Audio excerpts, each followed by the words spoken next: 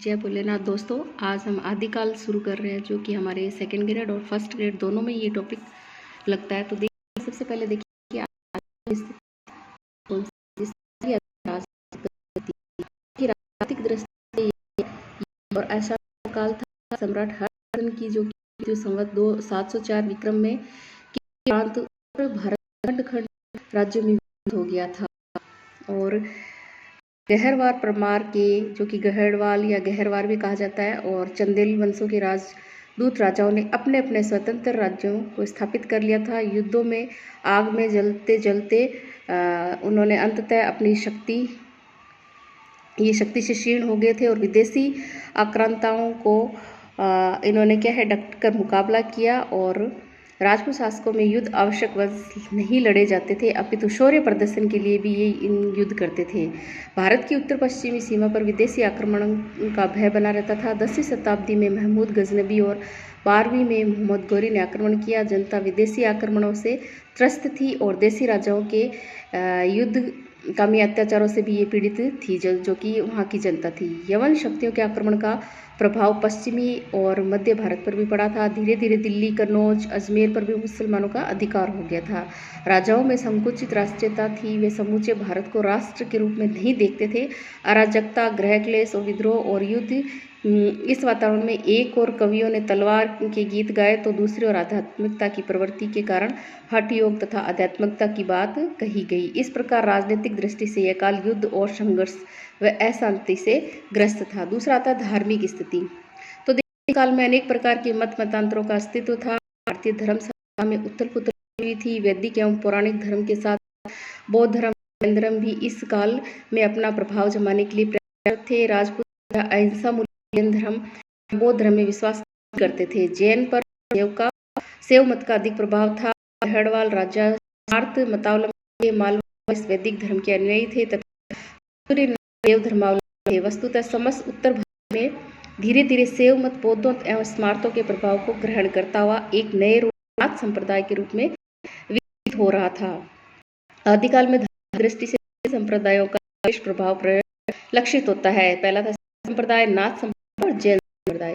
बौद्ध धर्म कालांतर में विकृत होकर वज्रयान बन गया था। इन वज्रयानियों को ही सिद्ध कहा जाने लगा। धर्म की यह विकृत अवस्था थी। धर्म के वास्तविक आदर्शों के स्थान पर आचार विहीनता, चमत्कार प्रदर्शन व भोग विलास को प्रमुखता मिल गई थी। और सिद्धों का प्रभाव निम्न वर्ग की अशिक्षित जनता पर अधिक था। वे तंत्र मंत्र और चमत्कार का प्रदर्शन द्वारा सामान्य जनता में अपना प्रभाव जमा रहे थे।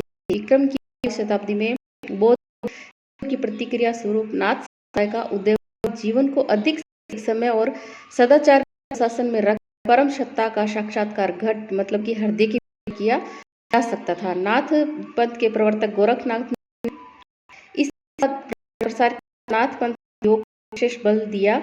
साथ ही वर्ण व्यवस्था का विरोध व बाह्य आडंबरों का खंडन किया गया था। भारत के पश्चिमी विदेश प्रदेशों विशेषकर गुजरात में जैन मत का बहुत अधिक प्रचार था। जैन मुनि धार्मिक तत्वों का निरूपण अपभ्रंश भाषा में कर रहे थे। स्वयंभूम, पुष्पदंत, हेमचंद्र, धनपाल जैसे कवियों ने अपनी रचनाएं जैन राजाओं के संरक्षण में लिखी थी। बौद्ध धर्म की विकृति का प्रभाव जैन धर्म पर भी पड़ रहा था और यह भी अपने आदर्शों से दूर हट रहा था। बौद्ध और जैन धर्म में आई विकृति से वैदिक व पौराणिक धर्म में भी विकृति आ गई थी। वैष्णव के जो कि थे ये 5 रात्र, शैवों के पाशुपत, शाक्तों के त्रिपुर सुंदरी संप्रदायों में बौद्ध धर्म की पूजा पद्धति व वामाचार का प्रभाव परिलक्षित हो रहा था। कुल मिलाकर यह कहा जा सकता है कि इस काल में विभिन्न धर्मों के मूल रूप लुप्त हो रहे थे और उनमें विकृतियों का समावेश हो गया था। जनता के समक्ष अनेक धार्मिक राहें बनती जा रही थी।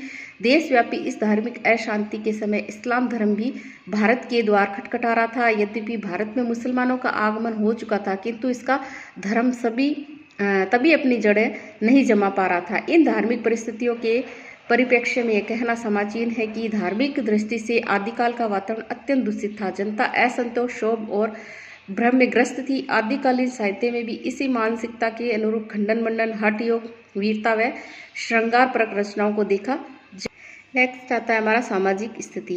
राजनीतिक एवं धार्मिक स्थिति के कारण समाज में विश्रृंखलता आ गई थी। जनता शासन तथा धर्म दोनों ओर से निराश्रित होती जा रही थी। सामान्य जनता अशिक्षित थी जो साधु सन्यासियों के शापों और वरदान की ओर दृष्टि लगाए रखती थी। पूजा पाठ, तंत्र मंत्र और जप तप करके लोग दुर्भिक्ष, महाविचारी एवं युद्धों के संकटों को टालना चाहते थे। ब्राह्मणों के प्रति पूज्य भाव में कमी आ गई थी तथा वर्ण व्यवस्था के प्रति लोगों का सम्मान नहीं रह गया था। निम्न समझी जाने वाली जातियों में से अनेक सिद्ध हो जाते थे जो वेद विरोधी थे। समाज में क्षत्रियों का प्राधान्य था। राजपूतों में शौर्य तो था परंतु उनका उपयोग पारस्परिक प्रतिस्पर्धा एवं संघर्ष में ही करते थे। वे वंश गौरव एवं अभियान को लेकर गृह क्लेश में भी उलझे थे। समाज में स्त्रियों के पूज्य भाव नहीं था, वे मात्र भोग्या बनकर रह गई थी। सती प्रथा इस काल का एक भयंकर कोड था। तत्कालीन भारत में स्वयंवर प्रथा भी थी जो प्राय युद्ध का कारण बन जाती थी। सुंदर राजकुमारियों से विवाह करने के लिए राजपूतों में युद्ध छिड़ जाना एक सामान्य बात हो गई थी। राजा और सामंत अंतर्मुखी रंगरलियों में व्यस्त रहते थे। जीवन यापन के शासन दुर्लभ थे तथा निर्धनता, युद्ध, अशांति के कारण जनता सदैव आतंकित रहती थी। तत्कालीन राष्ट्र काव्यों में समाज की इस हास्योन्मुख स्थिति का पूरा चित्र उपलब्ध होता है। साहित्यिक साहित्य रचना 3 धाराओं में बह रही थी। एक ओर तो ये परंपरागत संस्कृत साहित्य की रचना हो रही थी तो दूसरी ओर प्राकृत अपभ्रंश भाषा में प्रचुर साहित्य का जैन कवियों द्वारा किया जा रहा था। तीसरी धारा हिंदी में लिखी जाने वाले साहित्य की थी। इस काल में संस्कृत साहित्य के अंतर्गत पुराणों व स्मृतियों पर टीकाएं लिखी गई थी तथा ज्योतिष व काव्य शास्त्र पर अनेक मौलिक ग्रंथों की रचना की गई थी। 9वीं से 11वीं शताब्दी तक कन्नौज एवं कश्मीर संस्कृत साहित्य के केंद्र रहे थे। आनंदवर्धन, मम्मट, भोज, क्षेमेंद्र, कुंतक, राजशेखर, विश्वनाथ भवभूति व श्रीहर्ष जैसी प्रतिभा इस युग की देन है। इस काल में अपभ्रंश प्रमुखतः धर्म की भाषा बन गई थी।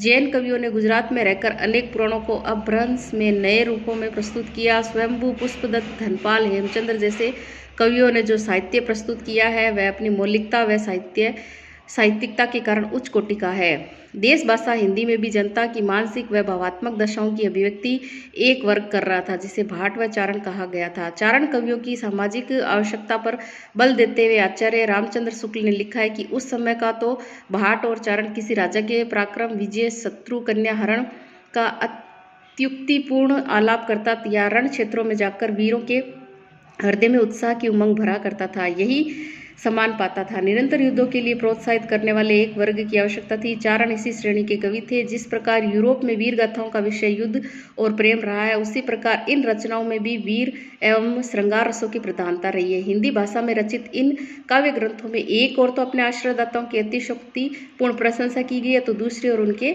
युद्धोन्माद को व्यक्त करने वाली घटनाओं की भी योजना की गई है। अगला आता हमारा संस्कृति स्थिति। सम्राट हर्षवर्धन के समय भारत सांस्कृतिक दृष्टि से अपने शिखर पर था। हिंदू धर्म व संस्कृति राष्ट्रव्यापी एकता का आधार था, किंतु कालांतर में मुस्लिम आक्रमणकारियों के आगमन से भारत में धीरे धीरे मुस्लिम आक्रमणकारियों से भी संकीर्ण दृष्टिकोण व धर्मांता की भावना से प्रेरित होकर भारतीय संस्कृति के मूल मंदिरों, मठों एवं विश्वविद्यालयों को नष्ट करने का पूरा प्रयास किया गया। हिंदुओं की स्थापत्य कला प्रसिद्ध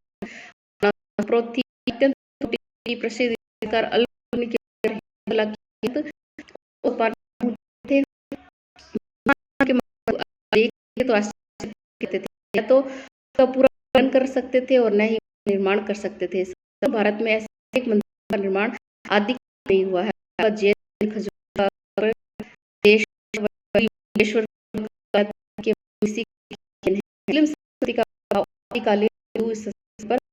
क्षेत्रों पर लगा था।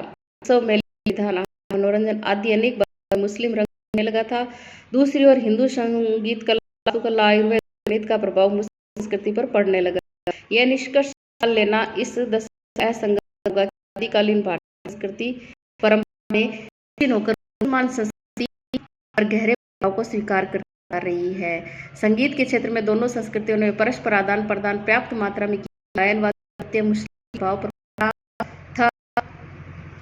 तथा अनेक वाद्यंत्र, सारंगी, तबला, अलगोजा से हिंदू परिचित हो रहे थे। आदिकालीन भारतीय संस्कृति निश्चित रूप से हास्योन्मुख थी। धन्यवाद। हमारा ये अभी कंप्लीट होता है। हम कल देखेंगे आदिकाल की कौन सी विषय हैं। तो प्लीज़ चैनल को लाइक कीजिए, सब्सक्राइब कीजिए और शेयर कीजिए। आपको इसी तरह के वीडियो मिलते रहेंगे। धन्यवाद दोस्तों।